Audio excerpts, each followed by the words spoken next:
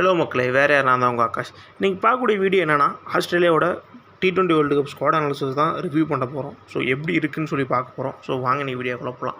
So T20 world cup squad அப்படின்னு பார்த்திங்கன்னா, of course ஸ்குவாடாக வந்து பார்த்திங்கன்னா பிக் பிளேயர்ஸ், பிராண்ட் அதுமாரி தான் எல்லாமே பிராண்ட் பிளேயர். ஸோ நல்ல டீமாக இருக்குது. ஸோ அதில் தனியாக நீங்கள் பிரித்து பார்த்தீங்க அப்படின்னா, பிளேயிங் லெவலில் இருக்கக்கூடிய பிளேயர்ஸ் வந்து நம்ம பார்க்கும்போது வந்து பார்த்திங்கன்னா, ஒரு வார்னர் ஆகட்டும், ஒரு ஹெட் ஆகட்டும், ஹெட் வந்து அடித்தார், நான் ஹெட்டையும் சேர்த்திப்பேன். ஹெட் ஆகட்டும், ஒரு மேக்ஸ்வெல் ஆகட்டும், அப்புறமேட்டு வந்து பார்த்திங்கன்னா ஒரு மிச்சல் மார்ஸ் இந்த அளவுக்கு கிரிக்கெட் ஆடி இருக்காருன்னு தெரியல. ஸோ ஓகே, அவரையும் நம்ம எடுத்துப்போமே.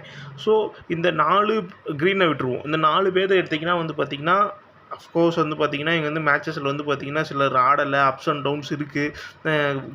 ஹெட்லாம் வந்து பார்த்திங்கன்னா நல்லாவே ஆடினார். ஆனால் வந்து பார்த்திங்கன்னா ஒரு லெஃப்ட் ஆர்ம் பேசருக்கு அகேன்ஸ்டாக வந்து பார்த்திங்கன்னா வீக் லிங்க் இருக்குது. ஸ்விங் பவுலர்ஸ் அகேன்ஸ்டாக ஹெட்டுக்கு வீக் லிங்க் இருக்குது. அது இல்லாமல் வந்து பார்த்திங்கன்னா ஸ்பின்னு வந்து பார்த்திங்கன்னா பவர் பிளேயரே போடக்கூடிய ஸ்பின்னர்ஸாக இருந்தாலுமே அவருக்கு வந்து பார்த்திங்கன்னா ஒரு வீக்னஸ் இருக்குது.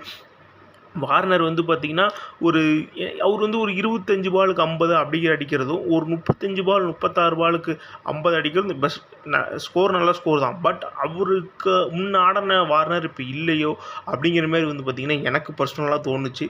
ஸோ மேக்ஸ்வெல் வந்து பார்த்திங்கன்னா IPL ரொம்பவும் தான் ஆடினார். ஸோ ஆனால் இந்த டீமை வந்து அவருக்கும் வந்து மறக்கக்கூடிய சீசன்.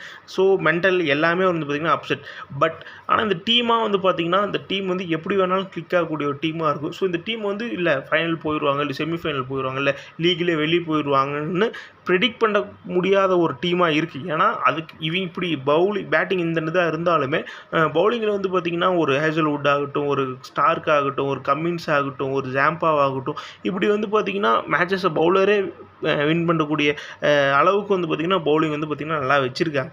ஸோ அப்படிங்கும்போது வந்து பார்த்திங்கன்னா ஒரு டிபார்ட்மெண்ட் வீக்காக இருக்கிற மாரி தோணுச்சுனாலும் இன்னொரு டிபார்ட்மெண்ட் பார்த்திங்கன்னா நல்லாவே ஸ்ட்ராங்காக இருக்கிற மாதிரி இருக்குது. ஸோ அப்படின்னு இருக்குது. அது இல்லாமல் இப்போ மார்க்கஸ் ஸ்டோனிஸ் இதுமாரி பிளேயர்ஸ் வந்து பார்த்திங்கன்னா என்னை பொறுத்த வரைக்கும் மார்க்கஸ் ஸ்டோனிஸ் 2 பேர்த்தையுமே ஆடணும்.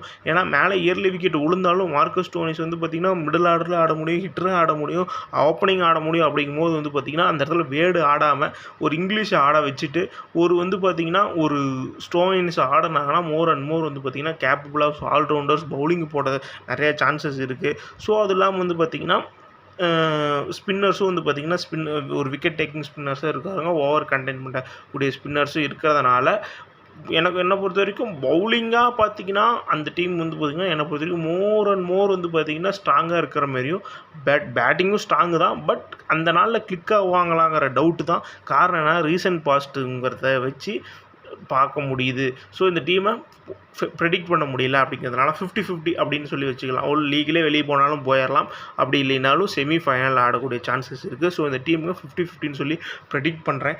ஸோ உங்களோட கமெண்ட்ஸ் இருந்தால் கீழே கமெண்ட் செக்ஷனில் சொல்லுங்கள். ஸோ நெக்ஸ்ட் வீடியோவில் பார்ப்போம். Until by from Akash.